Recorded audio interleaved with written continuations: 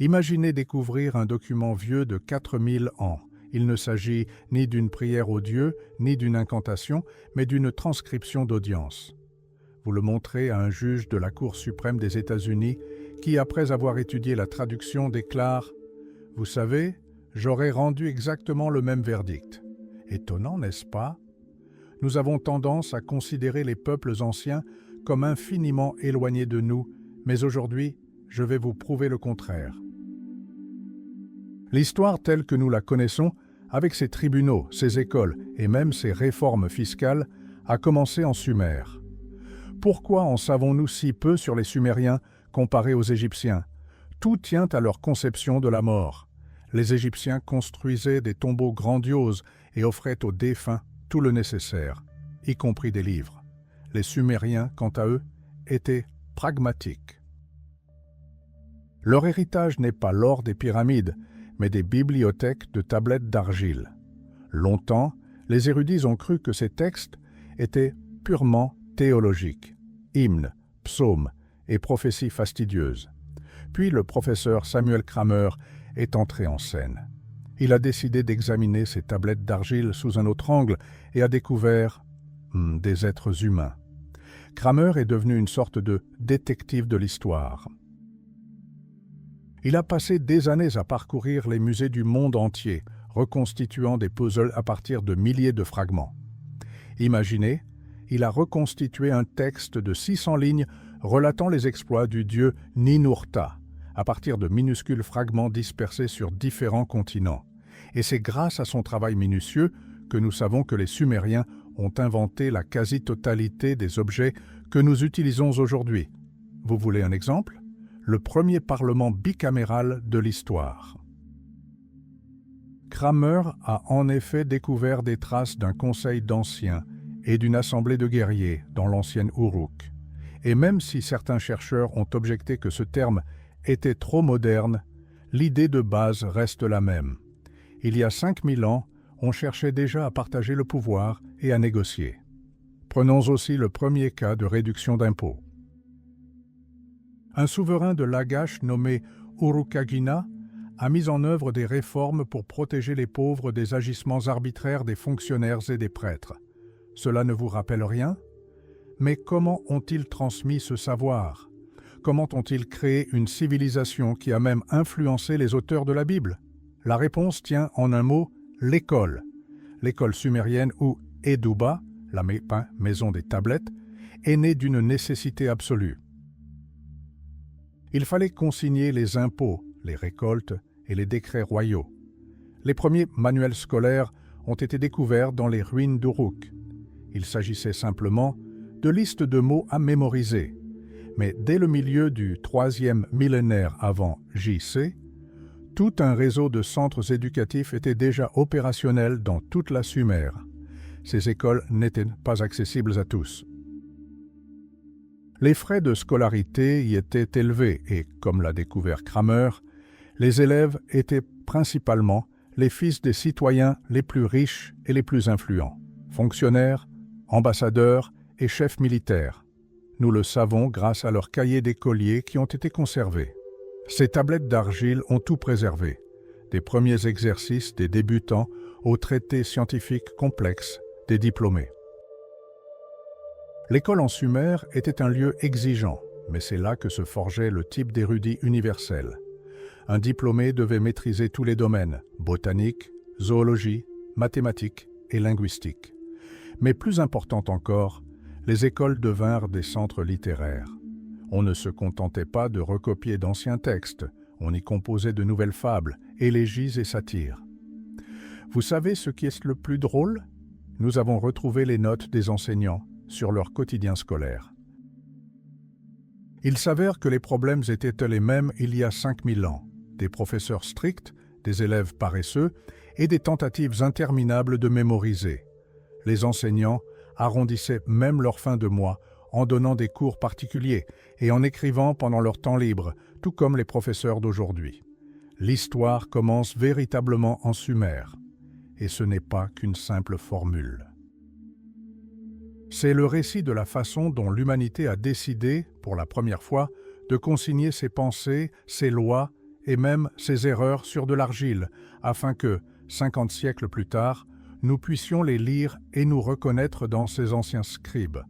Nous commençons à peine à découvrir ce monde où chaque fragment d'argile recèle une sensation qui transforme notre compréhension du passé. Suivez-moi, car devant nous se trouvent les premiers médicaments, la première agriculture et même le premier âge d'or rêvé à l'aube des temps. Nous commençons à peine à explorer ce monde où chaque grain de terre recèle une sensation qui bouleverse notre compréhension du passé. Suivez-moi, car devant nous se trouvent les premiers médicaments, l'agriculture et même le premier âge d'or rêvé à l'aube des temps. Mais avant de bâtir une civilisation, il leur fallait apprendre à écrire. Et c'est là que les choses deviennent intéressantes. L'assyriologue allemand Nikolaus Schneider a accompli un véritable travail d'enquête.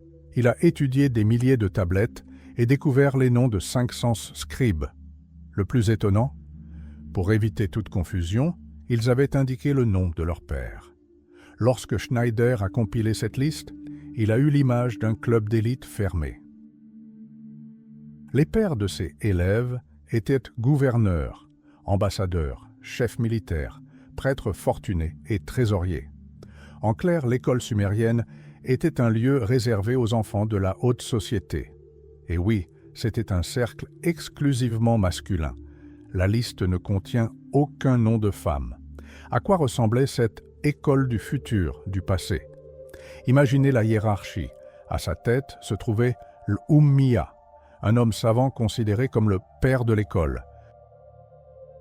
Les élèves étaient les fils et l'assistant du professeur, le frère aîné. C'était ce frère qui préparait les exemples de calligraphie et corrigeait les devoirs. Mais il y avait aussi un autre membre du personnel dont le titre sonne comme une menace, celui qui porte le fouet. Il s'agissait du surveillant, responsable de la discipline. Et croyez-moi, le fouet n'était jamais inactif dans une école sumérienne. Qu'est-ce qu'on leur enseignait? Nous possédons des données uniques, les tablettes scolaires elles-mêmes, depuis les premiers gribouillis des élèves de première année jusqu'aux travaux aboutis des diplômés. Le programme scolaire était divisé en 2 filières, les sciences rigoureuses et l'écriture créative. Mais ne croyez pas que les anciens Sumériens étaient simplement avides de connaissances. Non, tout était pratique. Les enseignants ont créé un système de classification pour tout ce qui existait. Les élèves passaient des années à recopier des listes d'arbres, de roches, d'animaux et de villes. C'est ainsi que sont nées la botanique, la zoologie et la minéralogie.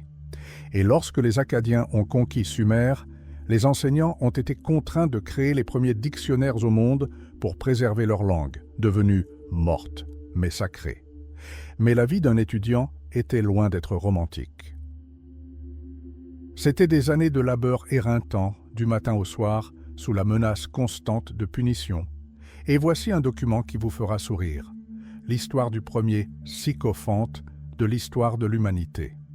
Un pauvre étudiant était constamment puni à coups de canne, tantôt pour avoir bavardé, tantôt pour une mauvaise écriture, tantôt pour s'être levé sans permission. Désespéré, il suggéra à son père « Écoute, et si on invitait le professeur à la maison pour l'apaiser ?» Et ça a marché. Le père a dressé une table somptueuse, offert des vêtements neufs au maître et lui a passé une bague au doigt, et miracle. Le maître a soudain eu une révélation et s'est mis à couvrir le garçon de compliments, lui prédisant un avenir brillant. 4000 ans ont passé, et les méthodes, comme vous pouvez le constater, n'ont guère changé. Cependant, tous n'étaient pas aussi fourbes. Les Sumériens nous ont également légué les premiers témoignages d'adolescents difficiles. Dans un texte, on observe l'éternel conflit entre pères et fils. Le père, un scribe, interroge son fils. « Où étais-tu » ? « Nulle part. » Un dialogue familier, n'est-ce pas ? Le père est furieux. Il n'a pas forcé son fils à labourer les champs ni à ramasser les roseaux. Il voulait lui offrir une éducation prestigieuse. Et pourtant, le voilà qui erre dans les rues en quête de plaisir. C'est dans ce texte que le mot « namloulou » humanité, apparaît pour la première fois. Le père tente d'expliquer à son fils qu'être humain, c'est créer et non simplement consommer. Mais le monde, hélas, était gouverné non seulement par des moralistes, mais aussi par des politiciens. Et tandis que certains débattaient de l'éducation, d'autres se livraient aux premières guerres nerveuses de l'histoire. Passons à Istanbul, au musée de l'Orient ancien. Là, une tablette plus petite qu'une page de cahier renferme 600 vers du poème épique d'Ammerkar, souverain d'Uruk. Voici l'histoire du premier conflit international documenté. Ammerkar convoitait les richesses de la lointaine cité d'Arata, dissimulée derrière 7 chaînes de montagnes. Au lieu d'envoyer une armée, il opta pour une stratégie psychologique. Il dépêcha un ambassadeur exigeant la soumission et menaçant de détruire la ville. Le souverain d'Arata tenta de résister, proposant un duel héroïque et réclamant du grain en échange d'or. Ce fut un véritable jeu d'échecs diplomatique, où la survie de civilisation était en jeu. Ammerkar eut recours à tous les moyens, des rituels religieux aux incantations, pour tenter de prouver que les dieux étaient de son côté. Ainsi, parmi les tablettes d'argile, nous ne voyons pas des archives poussiéreuses, mais des êtres vivants, des maîtres sévères, des écoliers effrayés, des pères en colère et des rois ambitieux. Les Sumériens furent les premiers à consigner leurs erreurs, afin que nous, 50 siècles plus tard, puissions nous y reconnaître. Et ce n'est que le début de notre voyage à travers les siècles. Bien des secrets restent encore à découvrir, enfouis dans l'argile depuis des millénaires. Imaginez, la première guerre froide de l'histoire n'a pas éclaté à cause de missiles nucléaires, mais à cause de céréales et de pierres précieuses. Ammerkar, le souverain d'Uruk, joua un jeu dangereux. Il ne se contenta pas d'envoyer une caravane de provisions à la lointaine Arata. Il lança un défi. Son messager traversa les montagnes pour dire « Reconnaissez ma grandeur, donnez-moi du lapis lazuli et de l'or, et alors vous ne mourrez plus de faim. » Mais le souverain d'Arata ne se laissa pas intimider. Il accepta les céréales, mais formula les mêmes exigences en retour. Une impasse? Presque. Ammerkar se met à agir comme un véritable mystique. Pendant 5-10 ans, il accomplit des rituels avec des roseaux, tentant de rallier les dieux à sa cause. Puis survient un nouveau geste. Il renvoie le messager, mais au lieu de longs discours, il lui remet un simple sceptre. Et savez-vous ce qui est étrange? La vue de ce morceau de bois terrifie le roi d'Arata. C'était un symbole que seuls eux deux comprenaient, un signe qu'Inanna, leur déesse commune, avait changé de favorite. Mais alors commence la partie la plus intéressante, une véritable enquête policière. Le roi d'Arata propose de régler le différend par un duel, mais les termes du défi ressemblent aux divagations d'un fou. Le guerrier ne doit être ni noir, ni blanc, ni jaune, ni tacheté. De quoi s'agit-il? Une énigme? Un code? Il s'avère que ce n'était pas une question de couleur de peau, mais de vêtements. Et c'est alors que survient le moment qui a changé à jamais notre civilisation. Le messager d'Ammerkar, épuisé par d'interminables traversées de 7 chaînes de montagnes, bute sur les mots. Il est incapable de transmettre l'ultimatum terrible de son roi. Alors, Ammerkar prend un morceau d'argile humide et, pour la première fois dans l'histoire de l'humanité, écrit ses pensées. Imaginez, l'écriture est née non pas d'un désir d'écrire de la poésie, mais parce qu'un certain messager avait une mauvaise mémoire. Mais ne croyez pas que les rois de l'Antiquité étaient des despotes absolus. On a tendance à considérer l'Orient comme le berceau de la tyrannie, mais c'est en Sumer, il y a 5000 ans, que se réunit le premier parlement du monde, 3000 ans avant la démocratie grecque. Lorsque le roi Aga de Kish menaça Uruk de guerre, le légendaire Gilgamesh ne prit pas cette décision seul. Il convoqua 2 chambres, un sénat d'anciens et une assemblée de jeunes guerriers.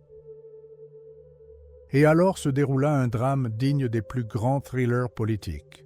Les anciens, prudents et craintifs, votèrent pour la paix à tout prix. Ils étaient prêts à se soumettre. Mais Gilgamesh, sentant la force des jeunes et des audacieux, marcha vers la chambre basse. Et les guerriers choisirent la liberté. Ce conflit générationnel est le premier affrontement documenté de partis politiques dans l'histoire. Mais comment le savons-nous? Grâce à ceux que nous appelons les premiers historiens. Bien que franchement, ils ne se considéraient pas comme tels. Pour le scribe sumérien, l'histoire n'était pas un processus de développement. Il croyait que le monde avait été créé parfait et immuable dès le commencement. Imaginez leur raisonnement. Les dieux nous ont donné les villes, les lois et la charrue, déjà prêts. Pas de progrès, seulement la volonté des cieux. Et pourtant, c'est dans la ville de Lagash, 5 siècles après Gilgamesh, qu'apparurent ceux qui commencèrent à consigner non seulement des listes de courses, mais aussi une chronique des guerres. Ils consignèrent chaque étape de la guerre civile interminable et sanglante contre la ville voisine d'Umma. C'était une lutte pour des terres fertiles, des fossés frontaliers, de l'eau. Le scribe du roi Entemena nous a laissé un document qui se lit aujourd'hui comme un rapport de guerre. Il ne contient aucune analyse approfondie des causes du conflit, mais il relate les faits essentiels. Qui a attaqué, combien de fossés ont été comblés et comment la justice a été rétablie. Ces auteurs antiques ne comprenaient ni les lois de la botanique, ni les théorèmes mathématiques tels que nous les comprenons. Ils se contentaient de compiler des listes interminables de tout ce qu'ils voyaient. Mais c'est précisément dans ce désir d'organiser le chaos, de consigner leur victoire ou leur grief, que notre mémoire est née.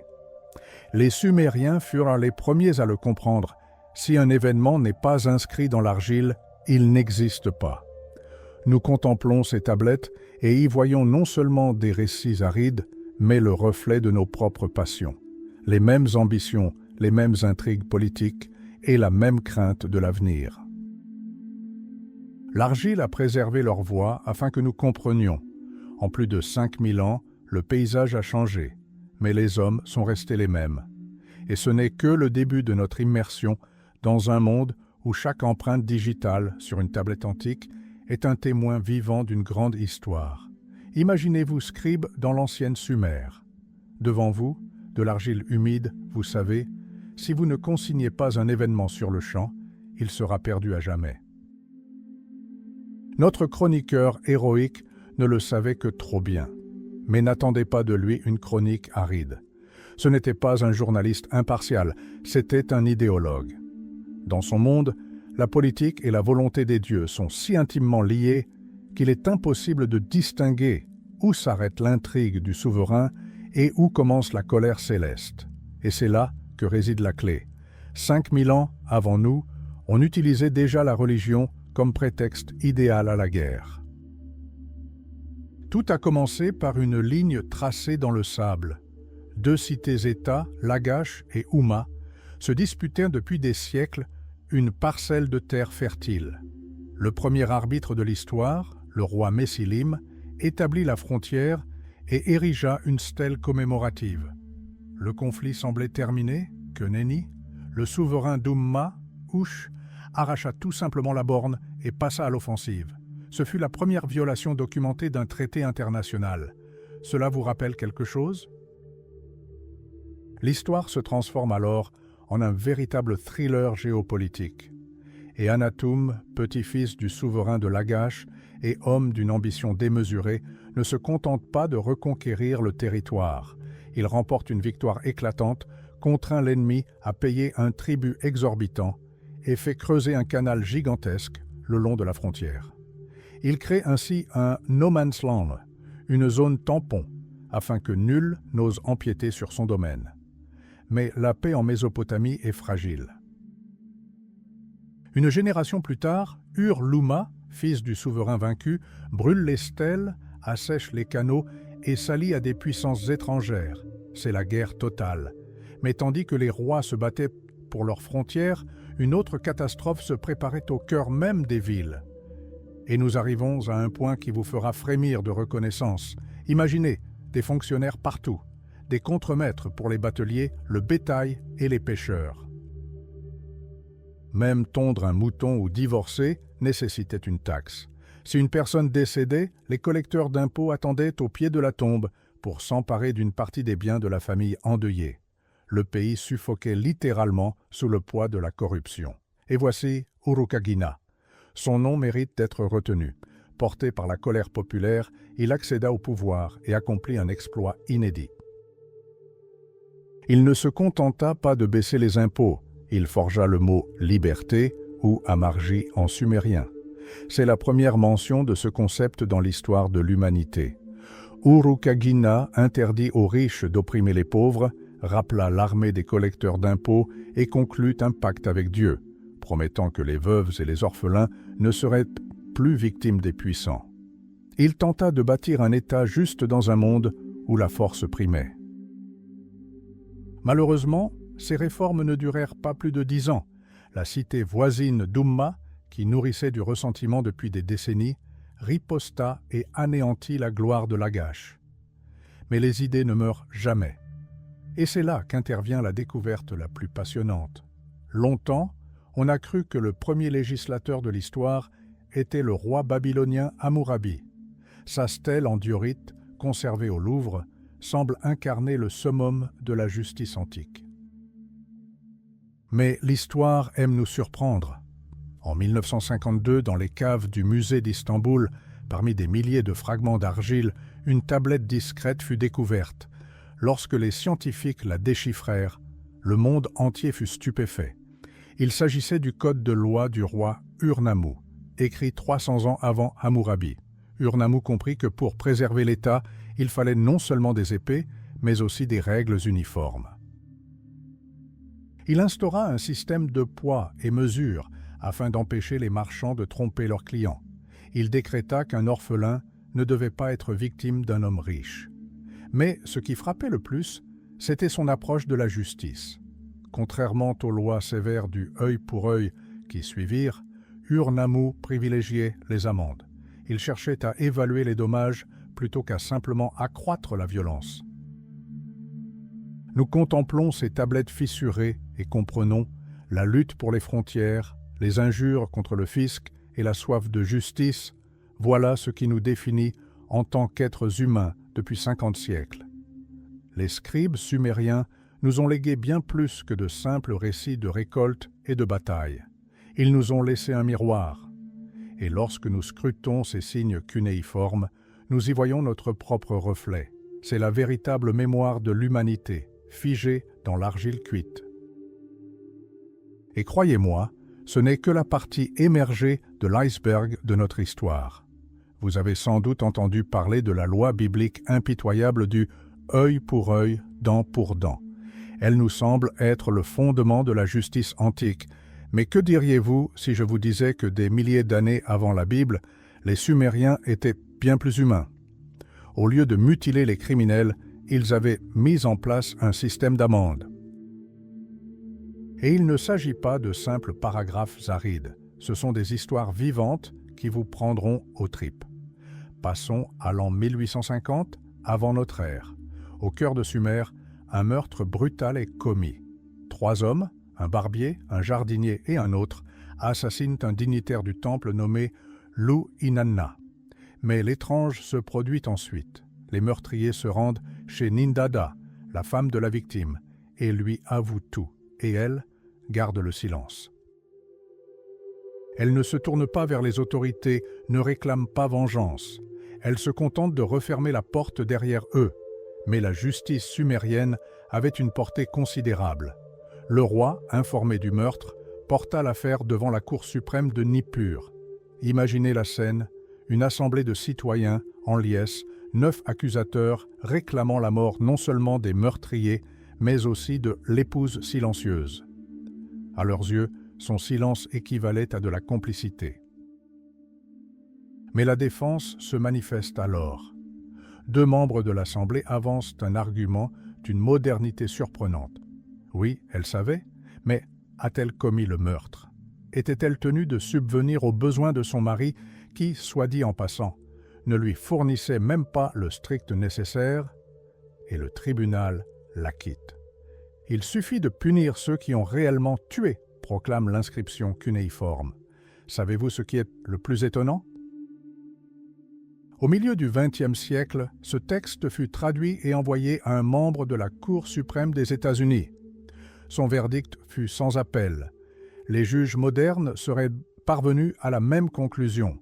4000 ans ont passé, et la logique de la justice n'a pas fléchi d'un iota. Mais si vous pensez que les Sumériens n'étaient avancés que dans le domaine de la justice, préparez-vous à être surpris. En 1889, des archéologues ont mis au jour à Nippur une petite tablette de la taille d'un smartphone moderne. Il s'est avéré qu'il s'agissait de la première pharmacopée au monde, un recueil de recettes. Et on n'y trouve aucune trace de magie, pas un seul sortilège, ni mention de démons. Uniquement de la science pure et des preuves empiriques. Les médecins sumériens utilisaient toutes sortes de substances, des sels et de l'asphalte aux carapaces de tortues et aux peaux de serpents.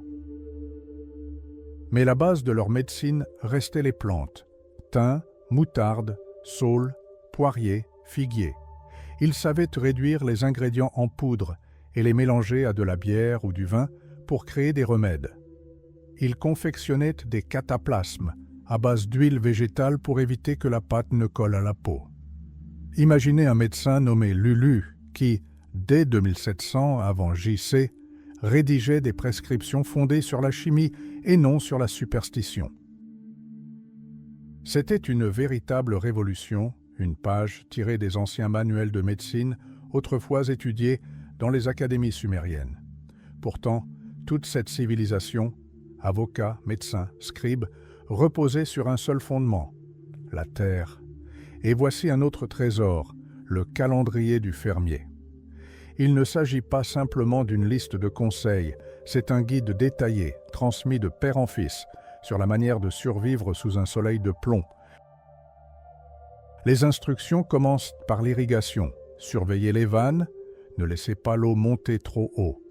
Lorsque l'eau se retire, lâchez les bœufs aux sabots liés. Laissez-les piétiner les mauvaises herbes sans abîmer le sol.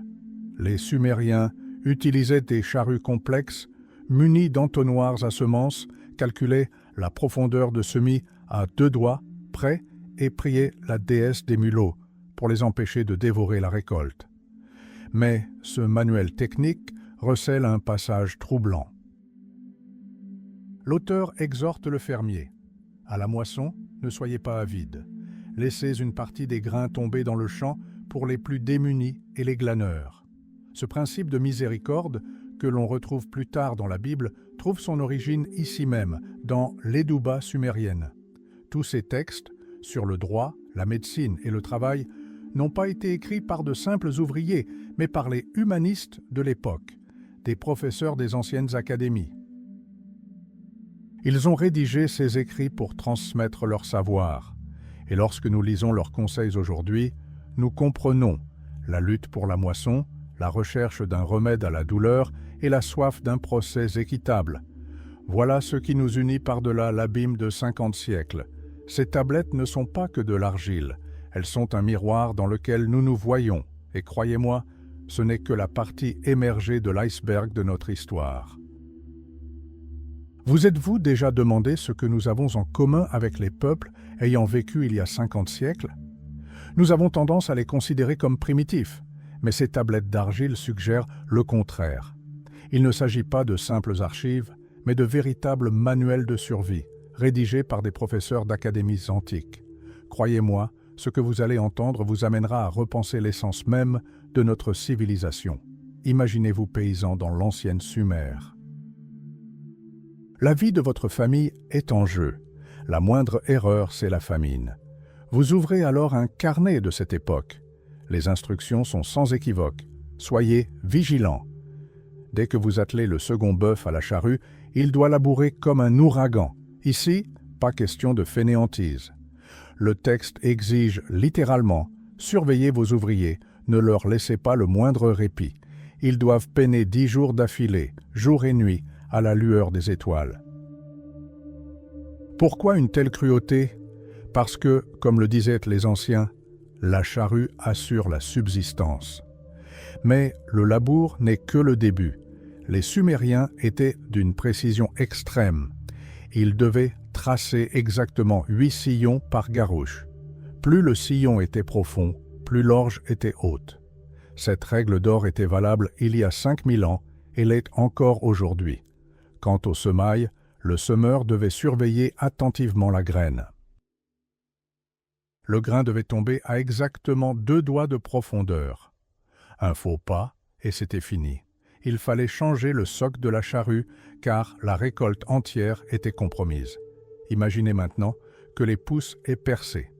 Pensez-vous pouvoir enfin souffler? Non. Commence alors la lutte contre la nature et les oiseaux. Il faut prier la déesse Ninkilim et arroser le champ scrupuleusement, selon un calendrier précis. La première fois, lorsque l'orge remplit le sillon, la deuxième, lorsqu'elle atteint la hauteur d'une natte, et la troisième, l'arrosage royal. Si l'orge rougit, c'est la catastrophe, un fléau pour la terre. Mais si vous suivez scrupuleusement les consignes, la terre vous récompensera à la 4e irrigation par une récolte abondante. C'était la véritable loi de la survie. Mais Sumer, c'est bien plus que de la sueur et de la poussière. C'est aussi le berceau d'histoires incroyables qui semblent étrangement familières. Vous avez sans doute entendu parler du récit biblique des fleuves de sang en Égypte? Eh bien avant cela, Sumer racontait la légende du jardinier Shukalituda. Travailleur acharné, son jardin dépérissait sous le vent brûlant et la poussière des montagnes. Alors, il tourna son regard vers les étoiles, sut interpréter les présages et comprit les lois des dieux. Il planta un arbre sarbattu au feuillage si dense que son ombre protégeait les plantes du lever au coucher du soleil. Mais le véritable suspense commença lorsque la déesse Inanna elle-même, l'Aphrodite sumérienne, se reposa dans son jardin. Un jardinier mortel profita de sa fatigue et commit un acte impardonnable aux dieux. Au matin, Inanna, outragée, décida de trouver le coupable et déchaîna une véritable apocalypse sur le pays. Elle transforma toute l'eau des sources en sang. Les gens vinrent chercher de l'eau, mais ne trouvèrent qu'un liquide écarlate. Palmiers et vignes suintaient du sang. Ce fut le premier exemple de peste de sang dans l'histoire, décrit des millénaires avant le livre de l'Exode. Et qu'advint-il de notre héros? Il se fondit simplement dans la foule des points noirs, suivant le conseil de son père, et la déesse ne put jamais le repérer dans le labyrinthe de la ville. Les Sumériens adoraient se disputer. Ils avaient même un genre littéraire à part entière, les disputes. L'une des plus célèbres est celle de la bataille entre la houe et la charrue. La charrue se comportait comme un aristocrate. Le dieu Enlil en personne m'a créé. Le roi lui-même tient mon manche, et les nobles marchent à mes côtés. Mais la houe rétorqua sèchement. « Mon ami, tu ne travailles que 4 mois par an, et le reste du temps, tu te caches. Et moi ? Je creuse des canaux, je construis des maisons pour les rois, je renforce les murs, et j'entretiens les rues. Je suis le soutien d'un homme en haillons. Et vous savez quoi? La houe remporta cette dispute, car les Sumériens l'avaient compris. La civilisation ne se construit pas par la lamentation, mais par un travail quotidien et acharné. Même un objet aussi banal que les draps d'une déesse se transformait en poème, détaillant étape par étape le processus de tissage, du peignage du lin à sa teinture. Il ne s'agissait pas de simples contes de fées, mais de manuels d'instruction déguisés en mythes. Tous ces textes, sur le droit, la médecine et le travail, n'ont pas été écrits par de simples ouvriers, mais par les humanistes de l'époque, professeurs des anciennes académies. Ils ont rédigé ces écrits pour transmettre leur savoir, et lorsque nous lisons leurs conseils aujourd'hui, nous comprenons la lutte pour la moisson, la recherche d'un remède à la douleur et la soif d'un procès équitable. Voilà ce qui nous unit par-delà 50 siècles. Ces tablettes ne sont pas que de l'argile, elles sont un miroir dans lequel nous nous voyons. Et croyez-moi, ce n'est que la partie émergée de l'iceberg de notre histoire. Nous n'avons pas encore découvert quels autres secrets recèle ces génies à la tête noire du passé. Restez avec nous, car les choses les plus intéressantes sont toujours cachées sous une couche de poussière. Ces tablettes ne sont pas que de l'argile. Elles sont un miroir dans lequel nous nous voyons. Et croyez-moi, ce n'est que la partie émergée de l'iceberg de notre histoire. Nous n'avons pas encore découvert quels autres secrets recèlent ces génies à la tête noire du passé. Restez à l'écoute, car les choses les plus intéressantes sont toujours enfouies sous une couche de poussière. Mais pour comprendre ces peuples, nous devons nous interroger. Sur quoi reposait leur science? À partir de quels éléments constitutifs les Sumériens ont-ils bâti leur vision du monde, qui devint plus tard le fondement de presque toutes les religions du Moyen-Orient? Imaginez le monde à travers les yeux d'un philosophe sumérien d'il y a 5000 ans. Pour lui, l'univers était An-Ki, littéralement ciel-terre. La Terre était un disque plat et le ciel un vide pris en sandwich entre deux surfaces solides. De quoi était-elle faite? Il n'y a pas de réponse définitive, mais les Sumériens appelaient l'étain le métal du ciel. Imaginez, ils croyaient peut-être qu'un immense dôme d'étain brillait au-dessus de leur tête. Et entre ce dôme et la terre pulsait l'île, le vent, l'esprit, l'atmosphère. Tout ce que nous voyons dans le ciel, le soleil, la lune et les étoiles, était, selon eux, fait de la même substance que l'air, simplement doté du don magique de la luminescence. Et toute cette structure se dressait immobile au milieu d'un océan primordial et infini. Mais voici ce qui est vraiment stupéfiant. Comment pensait-il que tout cela avait vu le jour? Les Sumériens croyaient au pouvoir des mots. Si un souverain terrestre pouvait bâtir une ville d'un simple ordre, pourquoi un dieu ne pourrait-il pas créer un monde en prononçant simplement son nom? C'était la doctrine de la pensée créatrice. Concevoir, parler, et la réalité se transforme. Cela vous rappelle quelque chose? Cette idée de la parole divine allait ensuite se perpétuer à travers les millénaires. Mais qui gérait ce mécanisme complexe?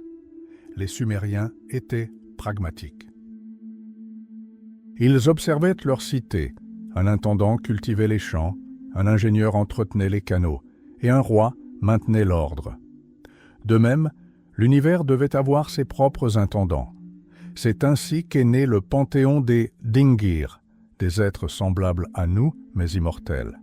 Chacun avait son domaine de responsabilité.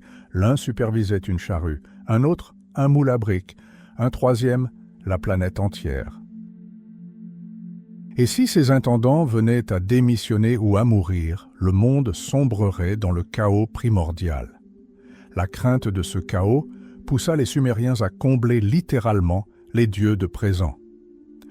À la tête de cette corporation céleste se trouvaient les 4 grands, le dieu du ciel An, le dieu de l'air Enlil, le dieu de l'eau Enki et la déesse mère Ninhursag. Mais le personnage le plus fascinant était Enlil. Dans les manuels scolaires modernes, il est souvent dépeint comme un dieu de la tempête maléfique, un destructeur. Or, il s'agit là d'une grave erreur, fruit de découvertes archéologiques fortuites. En réalité, pour les Sumériens, Enlil était un père bienveillant. C'est lui qui inventa la houe, offrit la charrue et permit la culture des céréales. Mais même les dieux eurent leur lot de scandales dignes d'une série télévisée à succès. Écoutez ce mythe que nous avons reconstitué à partir de fragments de tablettes brisées. Jadis, avant l'apparition des humains, la cité de Nippur n'était habitée que par les dieux. Le jeune Enlil aperçut la belle Ninlil se baignant dans un cours d'eau limpide. Il la désira, mais elle refusa. Alors Enlil commit un crime. Il la posséda de force sur une barque au milieu du fleuve. Croyez-vous qu'il s'en soit tiré à si bon compte? Certainement pas. 50 grands dieux se sont réunis en conseil et ont prononcé une sentence sans précédent, bannir leur chef suprême aux enfers. C'est la première fois dans l'histoire que la loi prime sur le roi des dieux lui-même. C'est alors que le véritable suspense commence. Ninlil, déjà enceinte du futur dieu de la lune, le suit aux enfers. Enlil comprend que si son fils naît là-bas, il restera à jamais dans les ténèbres. Il met donc au point un stratagème ingénieux. Il change d'apparence à 3 reprises, se faisant passer pour un gardien des portes, puis un passeur des morts, et à chaque fois, il retrouve Ninlil. Pourquoi? Pour qu'elle puisse donner naissance à 3 autres enfants, des dieux des enfers. Ils devaient servir de remplaçants, restant dans l'ombre à la place de leur frère aîné, le dieu de la lune, afin qu'ils puissent s'élever vers le ciel et éclairer notre chemin la nuit. Ces mythes ne sont pas de simples contes de fées. Ils tentent d'expliquer le fonctionnement du monde. Les dieux sumériens mangeaient, buvaient, tombaient amoureux et commettaient des erreurs. Ils étaient terriblement humains. Et même si leur logique nous paraît parfois étrange, souvenons-nous, ils n'avaient pas de microscope, mais ils possédaient une intelligence remarquable. Ils ont construit leur univers à partir de ce qu'ils observaient autour d'eux. Aujourd'hui, en consultant ces archives, nous constatons que le décor a changé en 5000 ans, mais que le scénario reste le même. Nous recherchons toujours la justice, nous craignons le chaos, et nous tentons de comprendre qui contrôle réellement cette immense machine qu'est l'univers. Mais le plus incroyable reste à venir, car, dissimulées parmi ces ruines, se trouvent les réponses à des questions que nous n'avons même pas encore eu l'occasion de nous poser. Abonnez-vous pour ne pas manquer la suite de notre exploration des abysses des siècles. Le plus passionnant est encore à venir. Il y a 5000 ans, le paysage était différent, mais le mode de vie de l'humanité est resté pratiquement inchangé. Nous recherchons toujours la justice, craignons le chaos et tentons de comprendre qui contrôle réellement cette vaste machine qu'est l'univers. Mais le plus incroyable nous attend. Cachées parmi les ruines de Mésopotamie se trouvent les réponses à des questions que nous n'avons même pas encore eu le temps de formuler. Imaginez un monde où les dieux ne sont pas de simples entités abstraites, mais des bureaucrates suprêmes et des architectes de la réalité. Au centre de ce monde se tient Enlil, celui dont la lumière pénètre jusqu'au cœur même de la terre. Il siège sur une estrade blanche, perfectionnant les lois du pouvoir. Les dieux du ciel tremblent devant lui, et les dieux de la terre s'inclinent avec crainte. Sa cité, Nippur, inspire l'humilité. Enlil n'est pas seulement un souverain, il est le gardien de l'ordre. Il dispose d'un vaste réseau, et il ne laissera ni le scélérat, ni le traître échapper à son emprise. Pour les Sumériens, Nippur était le sanctuaire de la grande montagne, le père Enlil. Ses lois sont immuables comme le ciel et insondables comme l'abîme. Sa voix est une prière et son rituel est inestimable. L'ombre de ce Dieu s'étend sur toutes les terres et la hauteur de son temple atteint le cœur des cieux. Mais voici le paradoxe. Enlil détermine les destins, mais il n'est pas le seul à bâtir ce monde. Tandis qu'Enlil donnait les grandes lignes, un autre acteur était responsable des détails et de leur mise en œuvre. Enki, le dieu de l'abîme et de la sagesse. Considérez ceci, c'est Enki, l'ingénieur inventif et courageux qui a instauré l'ordre sur terre. Il a transféré l'art de l'artisanat de la demeure d'Enlil à son temple d'Eridu. Enki se considérait comme la véritable semence du grand taureau sauvage et d'un puissant ouragan. Il tenait les comptes de l'univers entier, étant l'oreille et l'esprit de tous les pays. C'est lui qui a fait jaillir les eaux scintillantes du Tigre et de l'Euphrate, les confiant à la protection du dieu Enbilulu. Il guidait la charrue, traçait des sillons sacrés et faisait pousser le grain. Enki est celui qui a créé les briques, posé les fondations des maisons et même inventé le tissage. Mais l'histoire prend alors une tournure inattendue, presque cinématographique. Entre en scène Inanna, l'ambitieuse déesse de l'amour et de la guerre. Il lui semblait insuffisant qu'Enki ait réparti le pouvoir entre les autres déesses. Elle vint à lui et lui demanda sans ambages « Pourquoi ne m'as-tu pas donné à moi, la divine Inanna, le moindre pouvoir ?» Et c'est là que commence la véritable enquête. Inanna projetait de faire de sa cité, Uruk, le centre de la civilisation.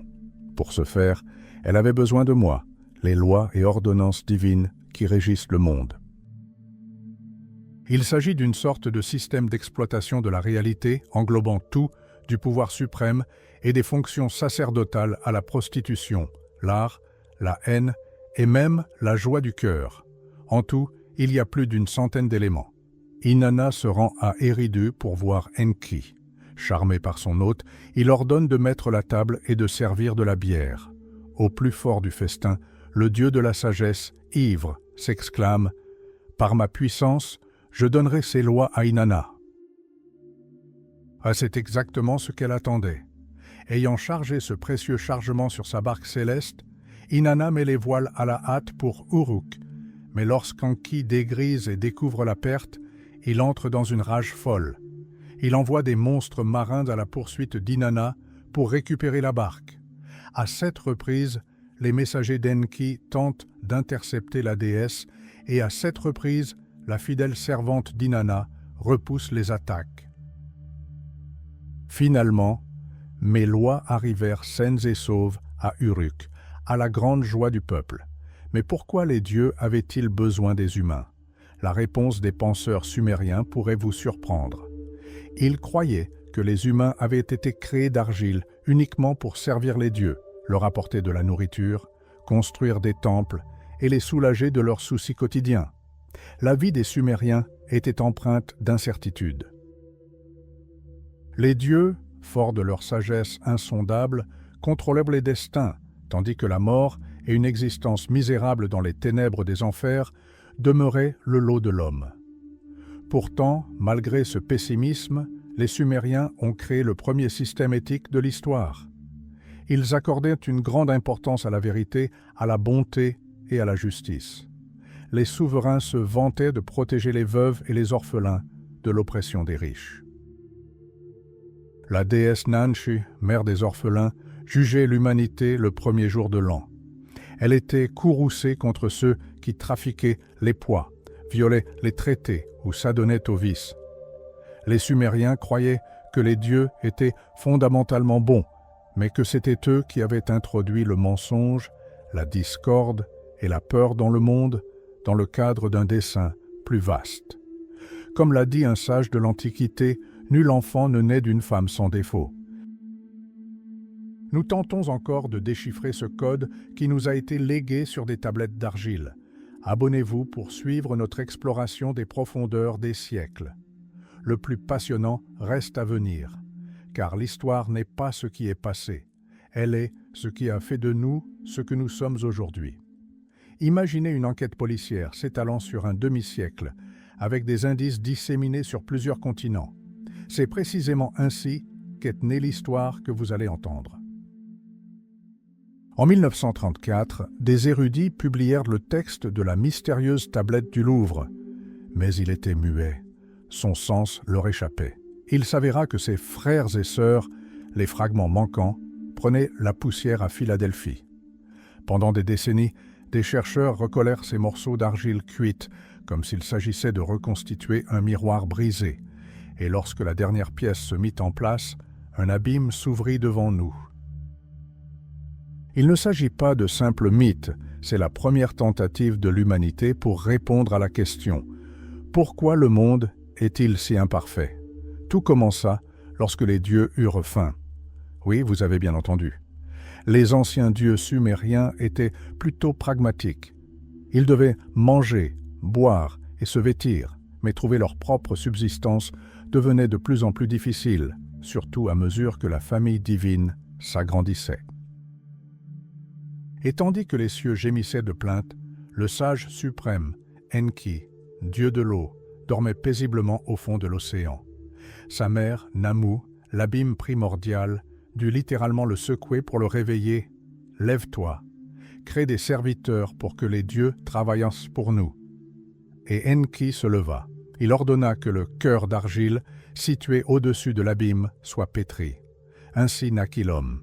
Mais l'événement le plus étrange et le plus terrifiant survint plus tard. Lors d'un festin en l'honneur de la création de l'humanité, Enki et la déesse mère Ninma burent abondamment. Dans leur ivresse, ils entamèrent un débat. Un dieu pouvait-il corriger un défaut créé par un autre? Ninmah façonna des difformités, des femmes stériles, des êtres asexués, des infirmes. Enki, les touchant, décida de leur destin afin qu'ils puissent trouver leur place dans la société et manger du pain. Mais lorsqu'Enki lui-même créa un être faible et mourant, Ninmah fut impuissante à l'aider.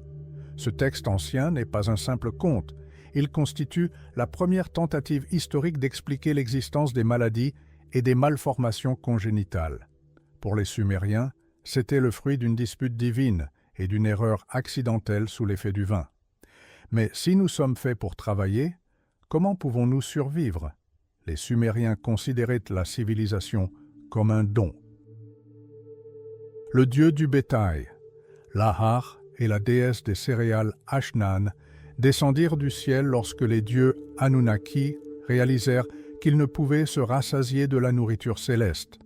Avant l'apparition des humains, les dieux broutaient l'herbe comme des moutons et buvaient l'eau des fossés. Les humains reçurent le souffle de vie uniquement pour garder les bergeries et remplir les greniers. Telle est la dure réalité de la philosophie sumérienne.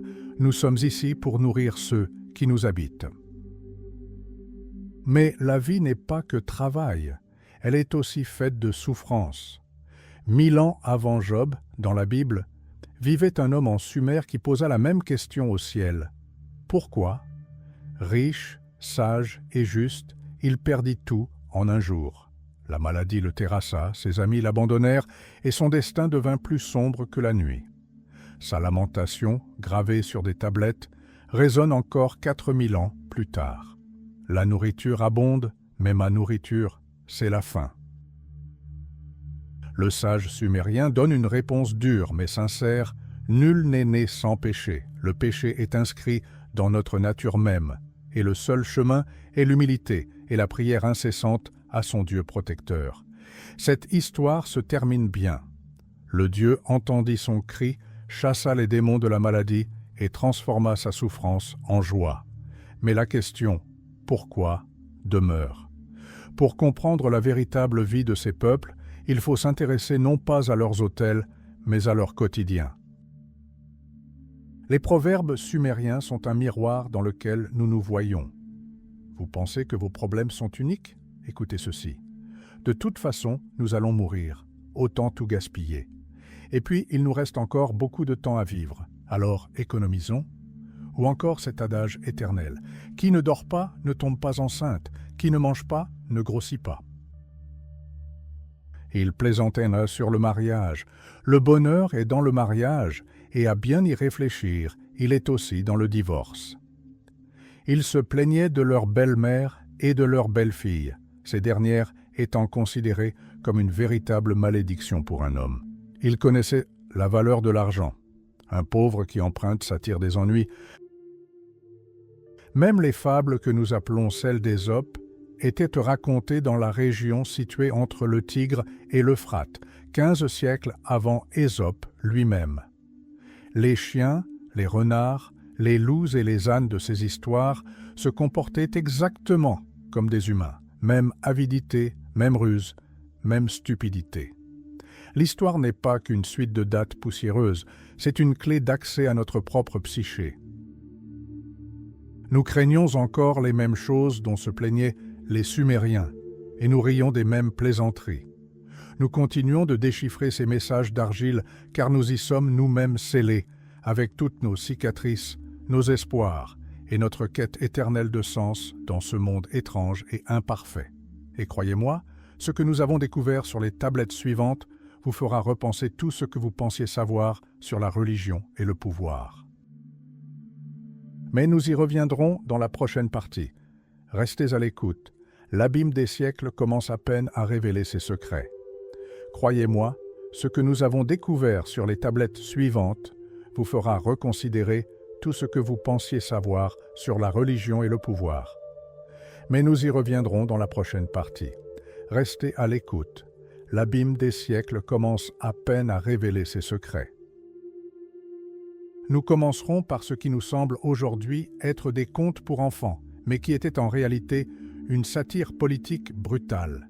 Imaginez, il y a 4000 ans, un homme prend un stylet et écrit l'histoire d'un chien poursuivant un âne le long d'une rivière en murmurant « Quand vas-tu enfin te noyer pour que je puisse te manger ?»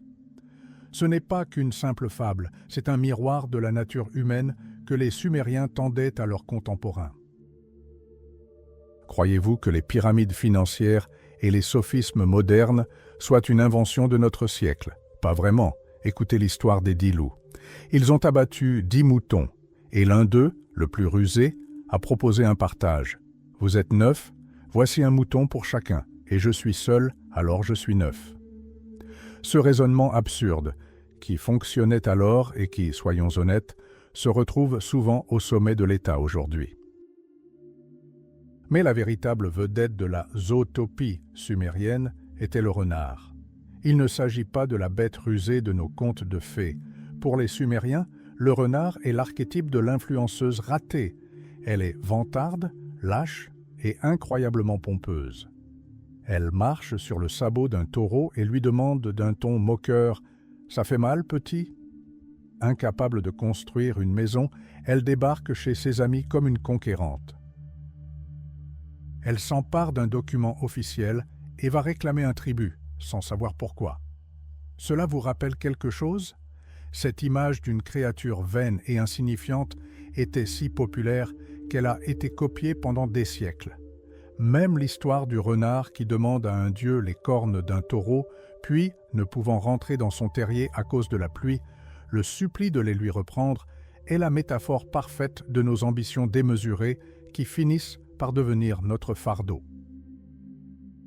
Mais le lion n'était pas, à cette époque, un symbole de grandeur inébranlable. Les Sumériens savaient que même le plus puissant des prédateurs pouvait être trompé. Dans une fable, une chèvre sauve sa vie en révélant son nom au lion. « Tu es un homme sage. » Et lorsque le lion la relâche, elle rit à son nez, cachée derrière une clôture. « Tu m'as laissé partir, mais es-tu vraiment un homme sage ?» C'était un avertissement subtil aux dirigeants de l'époque.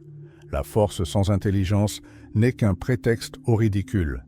Mais si vous pensez que les Sumériens se moquaient des animaux, préparez-vous à une véritable surprise. Nous avons découvert un texte que l'on pourrait qualifier de tout premier manifeste environnemental, la Maison des Poissons. Imaginez, 150 lignes décrivant un sanctuaire aquatique idéal. L'auteur s'adresse aux poissons comme à un fils bien-aimé. Il leur construit une maison, parfumée au cèdre, où l'on sert de la bière et où l'on dispose des biscuits au miel. Il y invite tous les membres de la famille des poissons, pères, frères et même son beau-père, leur promettant une sécurité totale. Pas de filets, pas d'oiseaux, pas de crocodiles. Pourquoi était-ce nécessaire? Peut-être s'agissait-il d'un rituel magique pour attirer les poissons, ou peut-être de la première tentative de l'humanité de créer un havre de paix dans un monde où la survie était un combat quotidien. Le texte décrit même la raie électrique, un poisson à la peau semblable à du cuir et à la queue en forme de fouet qui électrocute ses ennemis. Pour les hommes de cette époque, c'était un véritable miracle, figé dans l'argile. Les Sumériens adoraient débattre. Leur littérature est un combat intellectuel sans fin. Ils ont créé le genre du débat où tout était sujet à controverse. L'été et l'hiver, l'argent et le bronze, la charrue et la houe. Il ne s'agit pas d'un simple exercice de rhétorique, mais d'une tentative de classification du monde. Dans le débat entre l'été et l'hiver, le dieu Enlil choisit l'hiver car il apporte la pluie et fait naître la vie sur la terre. Et dans la célèbre dispute entre le berger et le cultivateur pour conquérir le cœur de la déesse Inanna, nous voyons la racine de tous les conflits humains futurs. Le berger Dumuzi bombarde littéralement son adversaire d'arguments. « Ma crème est meilleure que ta bière, ma laine est plus douce que ton lin. » Et bien qu'Inanna soit d'abord tentée par le cultivateur, le berger l'emporte grâce à sa détermination et à sa richesse. Ce fut le premier combat des métiers de l'histoire, et il présente une ressemblance frappante avec les débats modernes. Remarquez-vous comment ces textes anciens brouillent les frontières du temps. Nous rions des mêmes blagues, nous craignons l'avidité de la même manière et nous cherchons à prouver quel travail est le plus important. Le singe de la maison de la musique, contraint de fouiller dans les ordures, écrit une lettre déchirante à sa mère et nous ressentons sa douleur. Le cheval désarçonne son cavalier et se plaint de son sort, et nous nous reconnaissons en lui le lundi matin. Mais j'ai gardé le meilleur pour la fin. Toutes ces fables, ces débats et ces réserves naturelles ne sont qu'un prélude à la façon dont les Sumériens concevaient la structure même de l'univers. Dans le prochain chapitre, nous passerons des animaux aux dieux et verrons comment furent créées les premières réglementations célestes de l'histoire. Comment les villes sont apparues, pourquoi les dieux ont décidé que l'homme devait souffrir, et quels secrets se cachent dans les listes des premiers rois qui régnèrent chacun 30 000 ans. Restez avec nous, car l'histoire humaine est bien plus étrange et captivante que n'importe quel film hollywoodien. Nous ne faisons que commencer à creuser. Imaginez un monde où les lions n'attaquent pas les agneaux, où les loups ne volent pas les enfants, et où la vieillesse et la maladie n'existent tout simplement pas. Ce n'est pas la description du paradis que l'on apprend à l'école du dimanche. C'est Dilmun, le Éden sumérien, dont les écrits datent de plusieurs milliers d'années avant les premières lignes de la Bible. Mais ne nous empressons pas d'accuser les auteurs anciens de plagiat. Creusons un peu plus et découvrons pourquoi notre histoire a commencé par une erreur de traduction qui allait déterminer le destin des femmes pendant 30 siècles. Le paradis sumérien était un lieu exclusivement réservé aux dieux. C'est là que la grande déesse Ninhursag cultivait 8 plantes sacrées. Mais le dieu des eaux Enki, poussé par la curiosité ou simplement par la faim, décida de les dévorer, une à une. Imaginez la fureur de la déesse. Elle maudit Enki, et son corps commença littéralement à se désagréger. 8 de ses organes le faisaient souffrir, et il était à l'article de la mort. Et c'est là que les choses deviennent intéressantes. Pour sauver le dieu, Ninhursag créa 8 divinités guérisseuses. L'une d'elles était chargée de soigner la côte d'Enki. En sumérien, le mot « côte » se prononce « ti ». Or, ce même mot signifie « donner la vie ». La déesse fut nommée Ninti, dame de la côte, ou dame qui donne la vie. Lorsque cette histoire fut adaptée à d'autres cultures des siècles plus tard, le jeu de mots se perdit, donnant ainsi naissance à l'étrange légende de la création d'une femme à partir d'une côte d'homme. Une simple bizarrerie linguistique devenue dogme. Incroyable, n'est-ce pas? Et pourtant, ce n'est que la partie émergée de l'iceberg.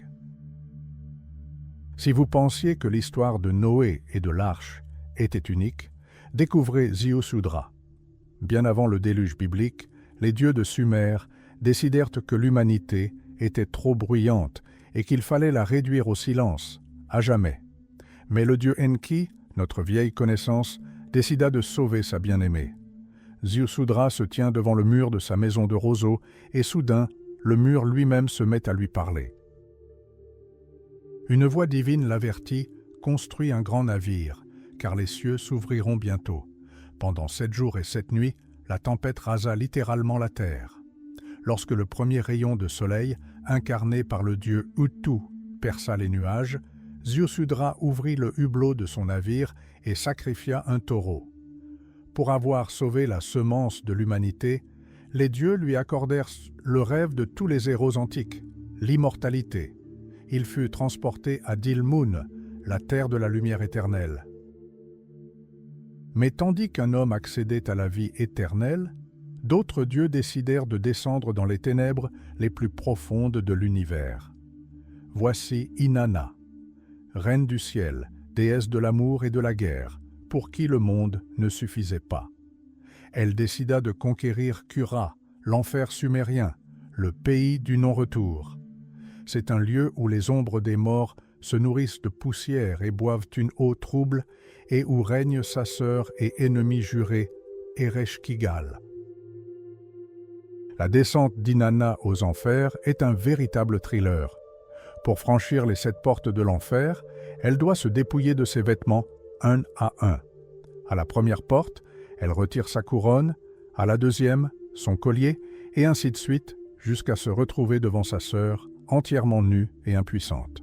Les 7 juges des enfers, les Anunnaki, la foudroient du regard, et Inanna est transformée en cadavre, simplement suspendue à un crochet de boucher. Le monde d'en haut s'est figé. Sans la déesse de l'amour, la vie a cessé de se reproduire. Et une fois de plus, le rusé Enki entre en scène. Il crée 2 êtres asexués qui se glissent en enfer, ranimant Inanna grâce à l'eau de vie et tente de la ramener. Mais l'enfer a une règle implacable. Si quelqu'un part, quelqu'un d'autre doit prendre sa place. Inanna revient dans le monde des vivants, entouré de terrifiants démons de la fête. Ils cherchent une victime. Ils veulent d'abord s'en prendre aux souverains des cités qui ont pleuré la déesse, couverts de poussière et de haillons. Mais Inanna les épargne. Ils arrivent alors à Kulab, où son époux, le berger Dumuzi, au lieu de pleurer sa femme, siège paisiblement sur son trône, vêtu de somptueux habits. Sa rage fut instantanée. Elle le pointa du doigt et ordonna aux démons « Emportez-le ». C'est la première légende de l'histoire où se mêlent trahison, résurrection et le prix terrible du pouvoir. Terrifié, Dumuzi implore le dieu soleil de transformer ses mains en serpents pour échapper aux démons, mais nul n'échappe à son destin en Sumer. Pourquoi les dieux sont-ils si cruels? Pourquoi permettent-ils la souffrance de ceux qu'ils ont eux-mêmes créés d'argile? La réponse se cache dans ces listes royales qui ont régné pendant 30 000 ans. Nous commençons à peine à en comprendre la logique. Devant nous se trouvent les règlements célestes, les règles qui ont guidé la construction des premières mégapoles de la planète et le secret que les Sumériens ont tenté de nous transmettre à travers le sable épais.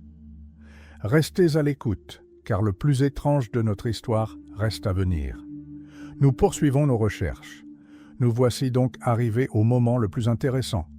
Dumuzi, acculé, implore le dieu soleil de le transformer en serpent pour échapper aux griffes des démons. Et imaginez l'ironie, c'est précisément à cet instant dramatique que le texte de l'ancienne tablette s'interrompt. Des millénaires de silence.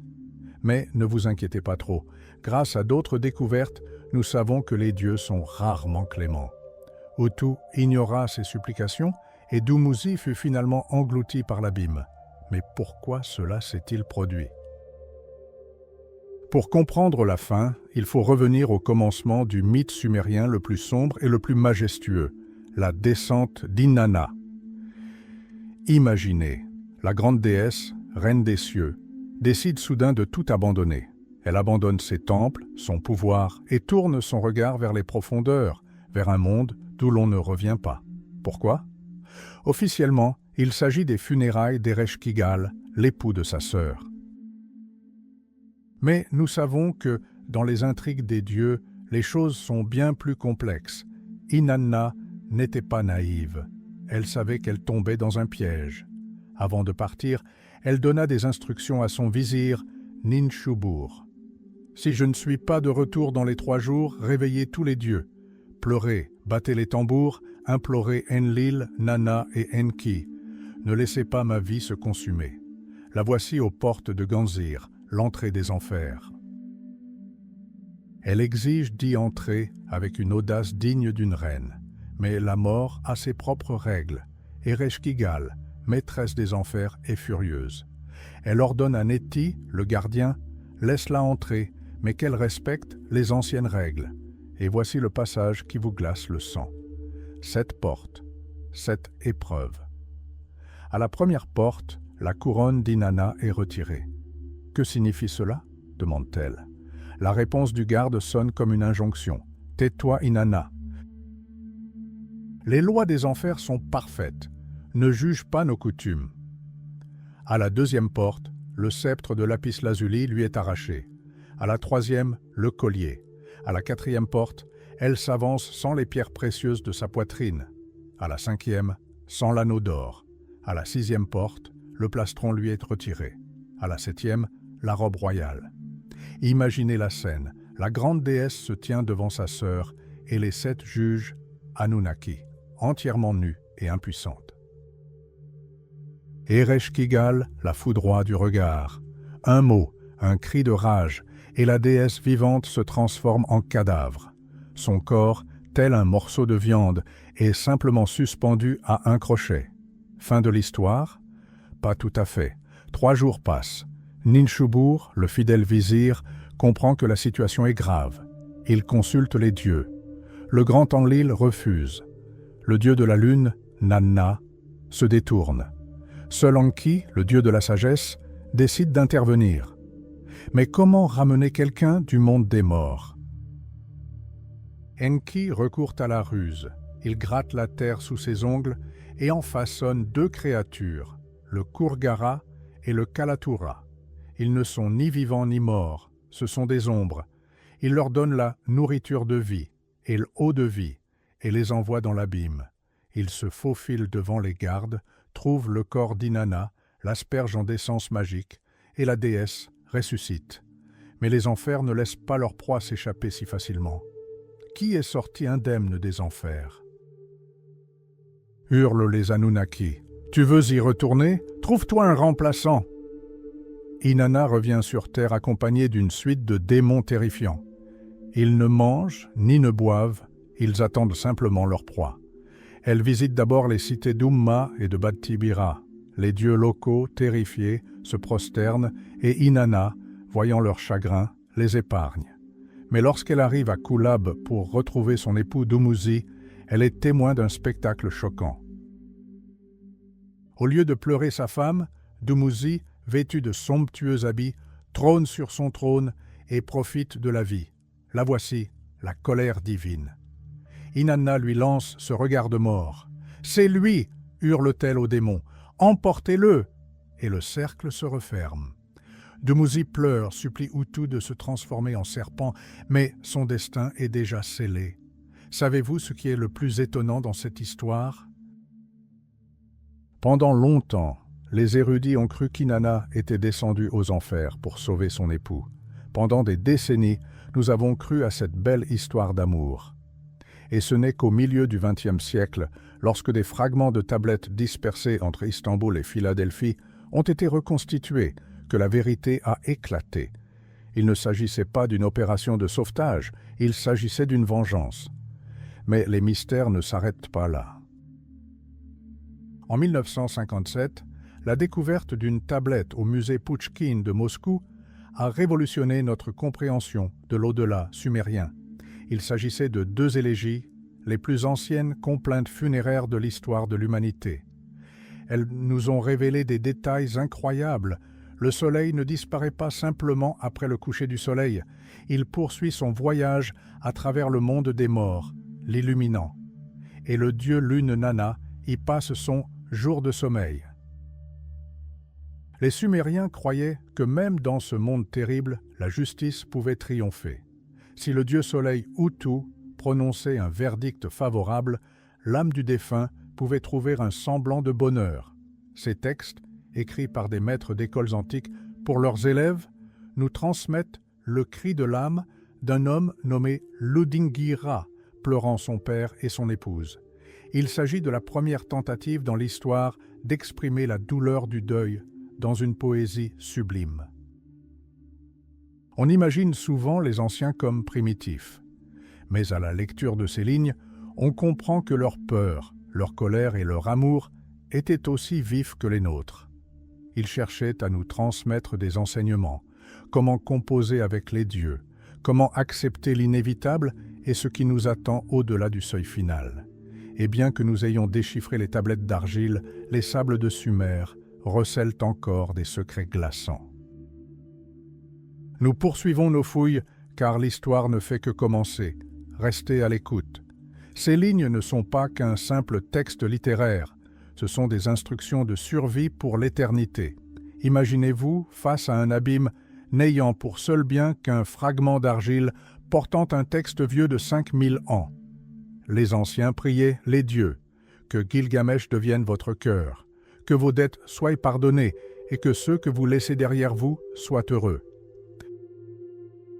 Ils croyaient que les mots pouvaient ouvrir un chemin dans le néant, Mais derrière ces prières se cache une réalité terrifiante. Écoutez comment ils pleuraient leurs proches. Un jour funeste est arrivé, s'écrit le texte. La mort est comparée à un filet qui s'abat sur un oiseau, à un piège dans lequel une mère de nombreux enfants est prise au piège. Ils virent la femme qu'ils aimaient gisant immobile, telle une statue d'or, et ils posèrent la question que nous nous posons encore aujourd'hui. Pourquoi ? Pourquoi les cris de joie ne reviennent-ils pas? Pourquoi la prêtresse n'entre-t-elle pas dans le temple? Et pourquoi le vin et la bière ne réjouissent-ils plus les cœurs? Le mari de cette femme, Odingjira, erre en haillons dans Nippur, refusant de s'alimenter. Ses gémissements sont comme le rugissement d'une bête blessée. « Où sont passées ces belles lèvres? Où est mon diamant inestimable ?» hurle-t-il dans le vide. Ce n'est pas qu'une histoire, c'est le cri d'un homme qui comprenait pour la première fois que la mort est définitive. Et pour faire face à cette horreur, les Sumériens créèrent des mythes sur ceux qui défièrent le destin lui-même, sur des héros qui combattirent des dragons. On a l'habitude de considérer Saint Georges comme le premier à terrasser le dragon. Mais 3000 ans avant lui, des batailles faisaient rage dans les sables sumériens, faisant trembler la terre. Les Sumériens appelaient ce monstre Kur. Il n'était pas seulement un monstre, mais l'incarnation du chaos, gardien des eaux souterraines. Dans un mythe, le dieu des eaux Enki se lance à la poursuite de Kur sur sa barque. Le dragon lui lance d'énormes pierres, les vagues déchirent les flancs de l'embarcation comme des loups, mais le dieu persiste. Pourquoi? Pour secourir la déesse kidnappée. Cela vous rappelle quelque chose? C'est la source de toutes les légendes chevaleresques, nées dans la poussière de la Mésopotamie. Il y avait un autre héros, Ninurta. Il combattit le démon Assag, porteur de maladie. Mais voici l'ironie. La mort du monstre n'apporta aucune amélioration au monde. Au contraire, l'apocalypse commença. L'eau douce cessa d'irriguer les champs. Le Tigre s'assécha et une terrible famine s'abattit sur la région. Ninurta fut contraint de construire d'immenses barrages de pierre pour sauver la civilisation. C'est le premier récit historique qui suggère que vaincre le mal peut coûter plus cher que la guerre elle-même. Mais la bataille la plus importante fut menée par un homme, Gilgamesh. Son histoire est un manifeste contre le temps. « J'ai regardé par-dessus le mur et j'ai vu des cadavres flotter sur le fleuve, » dit-il. « Le même sort m'attend. L'homme le plus grand ne peut atteindre le ciel, le plus large ne peut embrasser la terre. Tant que ma pierre est encore crue, je veux exalter mon nom. » Gilgamesh rassemble 50 volontaires, animés d'une soif de gloire, et se rend au pays des vivants pour abattre les cèdres sacrés. Sa cible est le monstre Huwawa, dont le souffle est un torrent et les dents des crocs de dragon. Savez-vous ce qu'il y a de plus étrange dans ce poème antique? Lorsque Gilgamesh affronte enfin le monstre, celui-ci ne se contente pas de rugir. Il pleure. Il implore sa pitié, appelant Gilgamesh son maître. Le héros hésite, le cœur empli de compassion. Mais son fidèle compagnon Enkidu est inflexible. Si tu libères l'oiseau capturé, tu ne rentreras jamais chez toi. Et ils égorgent le monstre. C'est une cruelle leçon de l'Antiquité. Pour devenir une légende, il faut parfois se dépouiller de toute pitié. Longtemps, nous ignorâmes tout de ces textes. Tout bascula le 3 décembre 1862. À Londres, l'humble chercheur George Smith, étudiant des fragments de tablettes provenant de la bibliothèque du roi Assurbanipal, pâlit soudain. Il avait découvert un récit du déluge, écrit bien avant la Bible. Ce fut une véritable révélation qui bouleversa la société victorienne. Les journaux débloquèrent des sommes considérables pour des fouilles, et Smith devint un héros. Mais l'épopée de Gilgamesh se révéla fatale.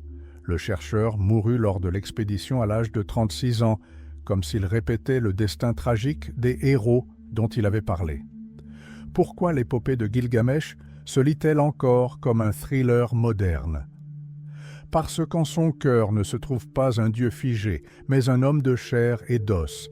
Il tyrannise sa cité, est obsédé par les femmes, égoïste et aveuglé par le pouvoir. Les dieux lui créent un adversaire, un homme sauvage nommé Enkidu, à la pilosité abondante, vivant parmi les bêtes. Mais comment vaincre un tel homme? Certainement pas avec une épée.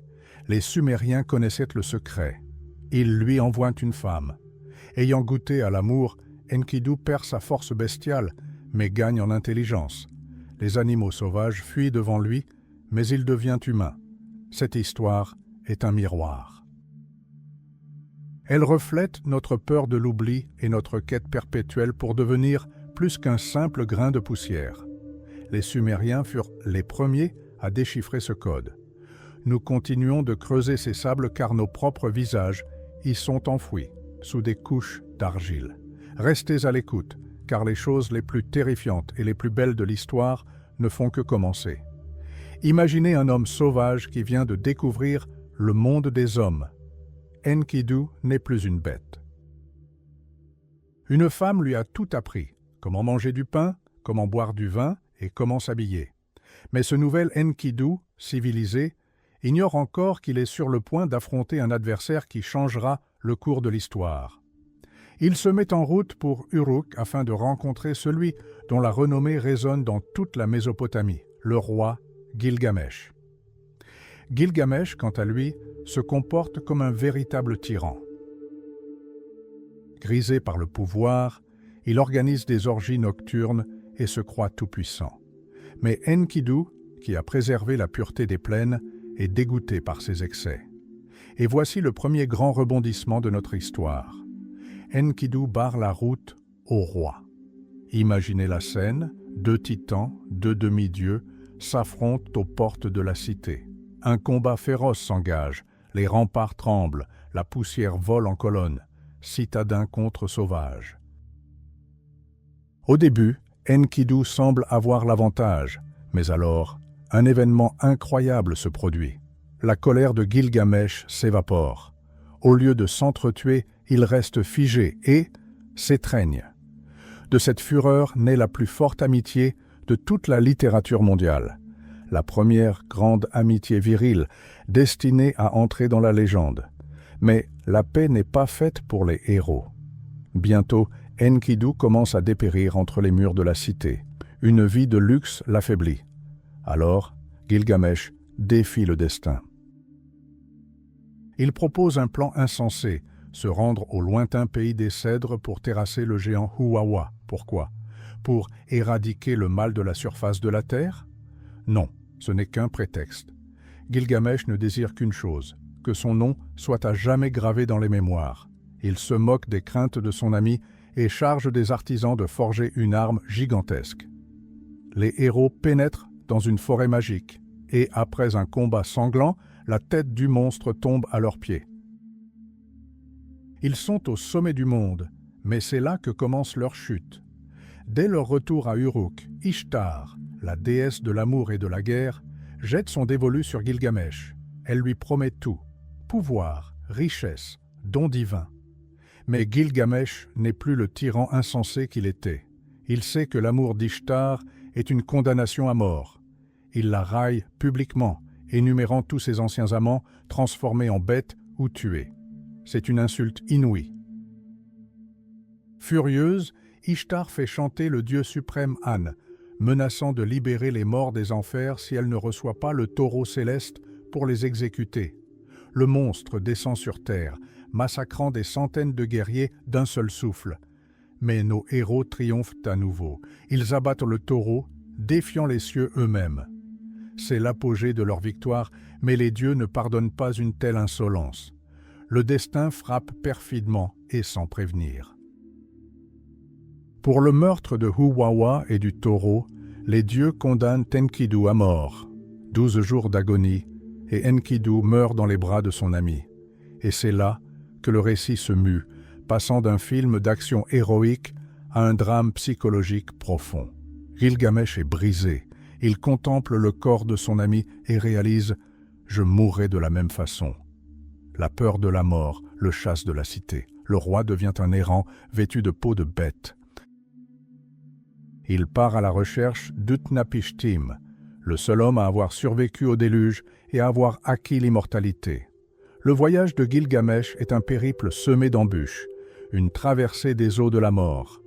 Lorsqu'il retrouve enfin Utnapishtim, il lui raconte une histoire qui sera plus tard intégrée à la Bible, celle du déluge, de l'arche, de la destruction de toute vie. Mais le destin de Gilgamesh est sombre. L'immortalité est un don des dieux, non le fruit du travail de l'épée. Utnapishtim lui offre une ultime chance, l'herbe de jouvence au fond de l'océan. Gilgamesh plonge dans l'abîme, la récupère et est presque arrivé au but. Mais alors qu'il nage, un serpent lui vole l'herbe. Le serpent mue et rajeunit, laissant Gilgamesh démuni. Il retourne au rempart d'Uruk, comprenant que son immortalité ne réside que dans les pierres mêmes qu'il a posées. Mais savez-vous ce qui est le plus fascinant?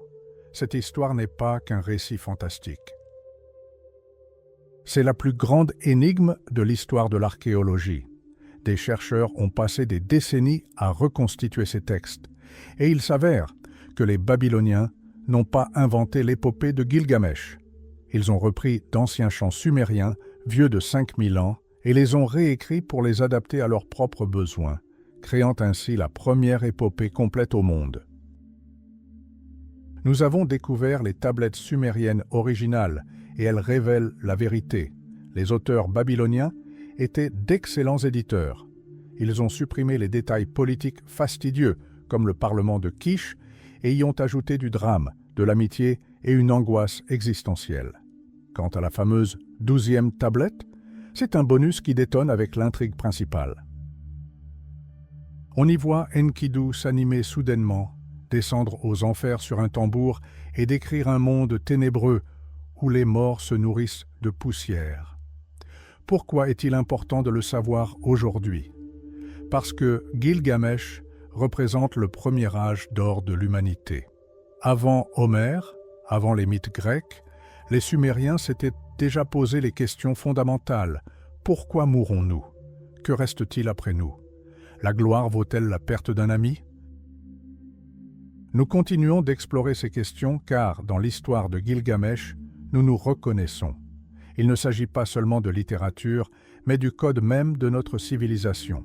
Et croyez-moi, dans le prochain chapitre, nous verrons que Gilgamesh n'était que le prélude à toute une ère de héros qui ont bâti notre monde de leurs propres mains et de leur propre sang. À suivre. Imaginez un monde où le concept même de héros était encore balbutiant. Nous connaissons bien les mythes grecs, Ulysse et Achille, mais voici ce qui est véritablement stupéfiant. 1500 ans avant que le premier grec ne touche à la lyre, les Sumériens avaient déjà créé leur propre Hollywood en argile et en roseau. C'était le premier âge héroïque de l'humanité. Et croyez-moi, ces règles étaient impitoyables. Pourquoi en parler? Parce que les codes sociaux de cette époque ressemblent étrangement aux nôtres.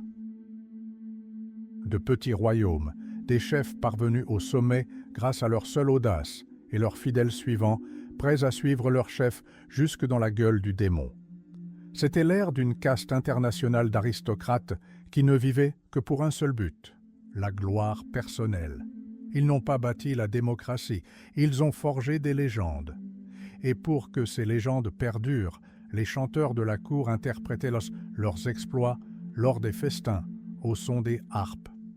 Ainsi naquit l'épopée. Mais comment ces récits ont-ils survécu 5000 ans plus tard? Le plus intéressant, c'est que les Sumériens, les Grecs et même les anciens Germains partageaient le même scénario. Les héros sont des demi-dieux, les dieux des voisins capricieux, et la mort n'est qu'un passage vers un royaume obscur où rois et esclaves se confondent. Mais les Sumériens furent les premiers. C'est en Mésopotamie que naquit la structure même de la poésie héroïque, qui allait ensuite être copiée dans le monde entier. Au cœur de ce monde se dressait la grande cité d'Uruk.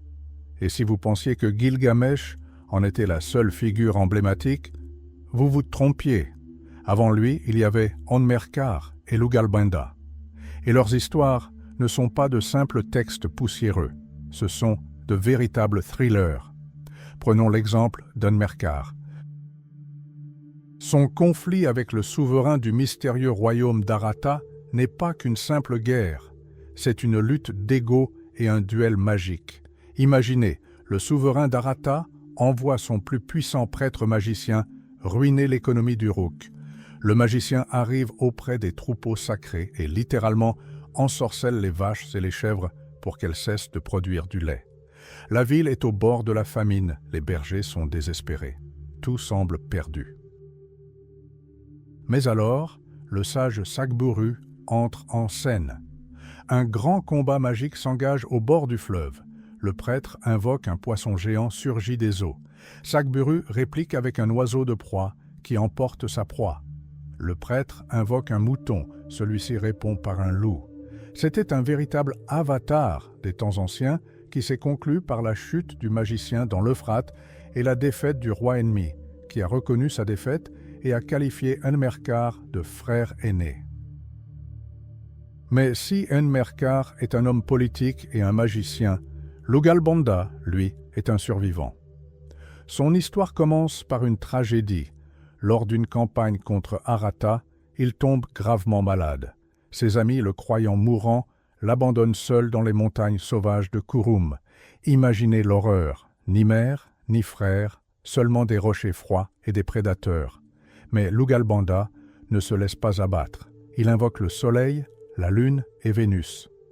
Les dieux lui accordent le souffle de vie. Il survit seul, chassant des taureaux sauvages, et accomplit l'impossible. Il trouve l'oiseau mythique Imdugud qui détermine les destins. Il apaise ses oisillons avec des mets délicats et, en remerciement, l'oiseau lui accorde la force de surmonter toutes les distances. Lugalbanda revient à Uruk, au moment même où la ville est assiégée par les ennemis et devient le sauveur de son peuple. Mais ne croyez pas que les Sumériens ne connaissaient que la guerre et la magie. Parmi des centaines de milliers de tablettes, les archéologues ont fait une découverte stupéfiante. En 1951, une petite tablette portant le numéro 2461 a été mise au jour au musée d'Istanbul. Son déchiffrement a stupéfié les scientifiques.